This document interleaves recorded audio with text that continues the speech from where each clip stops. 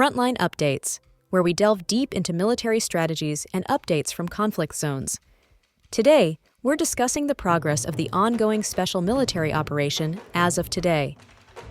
I'm your host, Sharifa Muhammad MGT. I'm Colonel AUC Oguntoye, an infantry officer.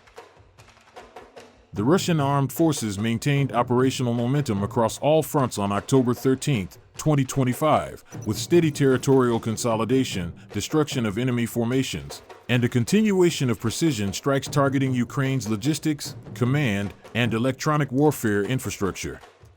This phase of operations emphasizes attritional superiority and deep operational penetration, reflecting a mature campaign focused on exhausting Ukrainian combat capacity ahead of the winter phase. Integrated use of operational tactical aviation, long-range missile forces, and unmanned systems produced significant results, including the destruction of a U.S.-made HIMARS launcher and over 340 Ukrainian unmanned aerial vehicles. The cumulative pattern across all sectors reflects a doctrine centered on systematic degradation rather than rapid territorial expansion, an approach intended to deny the Ukrainian armed forces both maneuverability and sustainment capability. Welcome to Frontline Updates, the podcast that brings you in-depth insights into military operations from those leading them on the ground. Today, we're joined by Colonel AUC Oguntoye, an infantry officer monitoring critical missions on the progress of the special military operation as of today. Colonel Oguntoye, thank you for being with us. Thank you. It's good to be here. Colonel Oguntoye, let's begin broadly. What stands out most in today's operational report?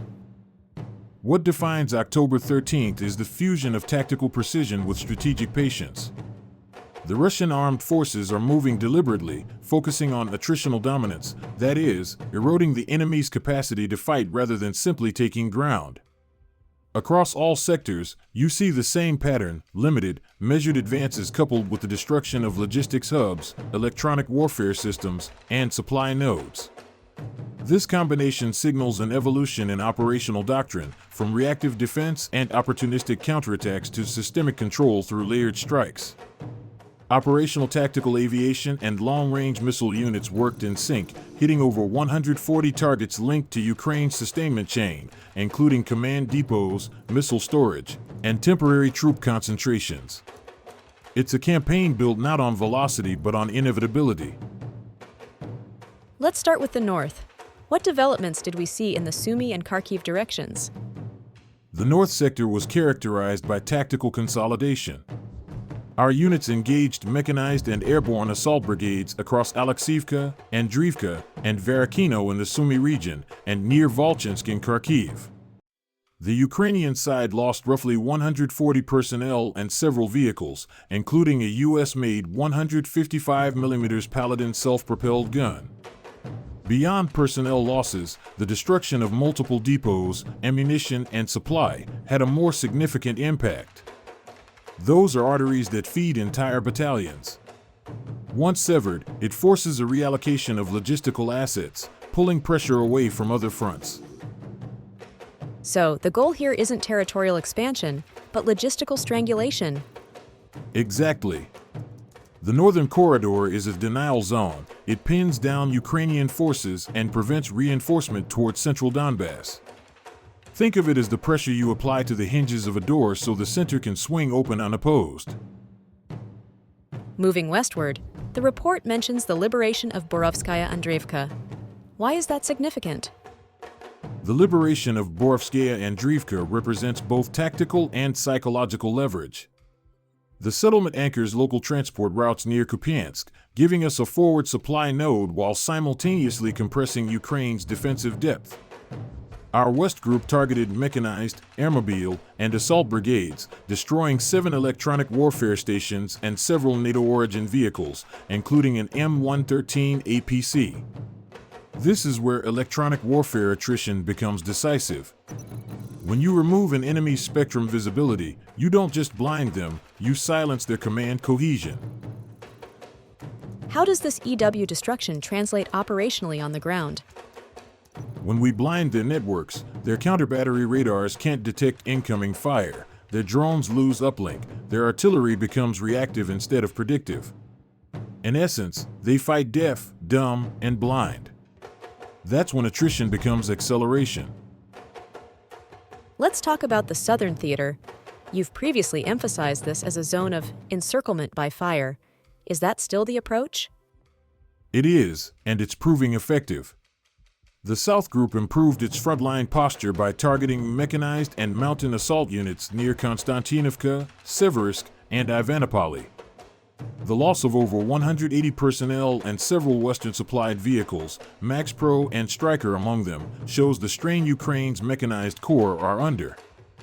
The destruction of a Czech-made Vampire MLRS is particularly important. These are precision systems used for interdiction fire. Removing them limits Ukraine's ability to contest Russian logistics routes. So this is about constraining mobility and counterfire potential? Precisely. By crippling their fire's capability, we control not only where they can shoot, but when they can shoot. It's a war of tempo, and we're now setting that rhythm. The Central Front saw some of the heaviest activity, including the liberation of Moskovskoye and fighting in Dnipro. What's the significance here? The center group's advance into Moskovskoye and eastern Dnipro marks a crucial development. This zone connects Donetsk's industrial belt to Dnipropetrovsk's logistical grid. Controlling it effectively cuts Ukraine's east-west maneuver corridor. Ukrainian losses exceeded 500 troops in that sector, with several armored vehicles and artillery systems neutralized. But the real story is the urban engagement. Street-by-street fighting in Dnipro is tightening the noose on Ukrainian formations entrenched there.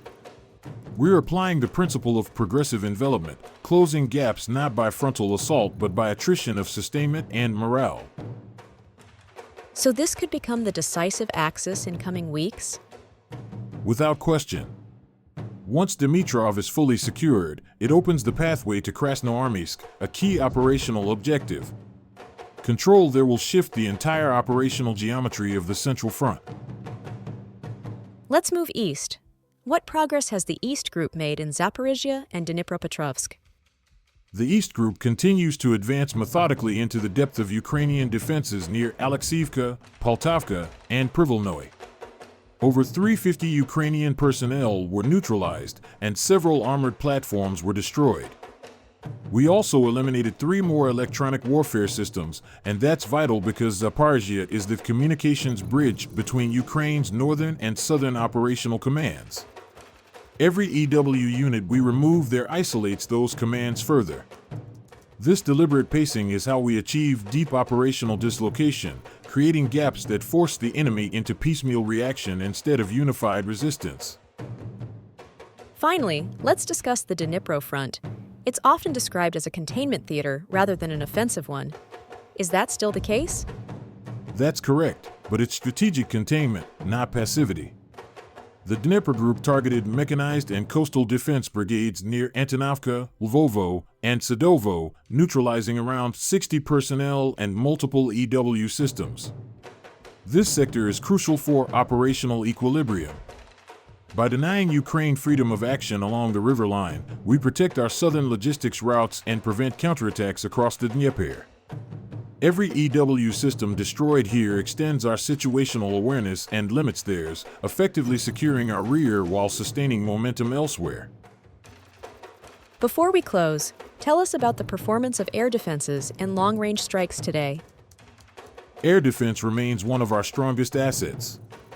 In the past 24 hours, we intercepted 10 guided bombs, a HIMARS rocket, and over 340 UAVs. This level of interception demonstrates multi-tiered integration, from strategic SAM systems like the S-400 to tactical electronic jamming units. Additionally, our long-range assets destroyed a HIMARS launcher and multiple Ukrainian industrial and ammunition depots. These aren't isolated actions, they form a pattern of sustained counterlogistics and counter-industrial warfare, which will define the coming phase. Colonel, thank you for providing such a detailed briefing on the current military situation. Your insights are invaluable to our understanding of the conflict's dynamics. And thank you to our listeners for tuning in. Join us next time as we continue to provide up-to-date coverage on global military affairs. Stay with us for more updates and expert analyses on global defense and security issues. Stay informed, stay secure. Thank you for the opportunity. The operations of October 13th show that the Russian campaign has entered its strategic stabilization phase. Each front is now synchronized within a larger doctrine of attrition, denial, and positional control. The liberation of Moskovskoye and Borovskaya and Dnipro marks not just tactical progress but consolidation of operational corridors. Ukraine's ability to sustain complex maneuver warfare is being steadily degraded by the logistics interdiction and EW suppression. As winter approaches, this shift from mobility to sustainability will decide the campaign's trajectory. In simple terms, control of energy, communication, and time is now more decisive than terrain. The Russian armed forces are preparing to dominate all three. This has been Frontline Updates. Subscribe for daily military briefings and in-depth strategic analysis. Visit our platform for maps, transcripts, and exclusive frontline updates from commanders in theater.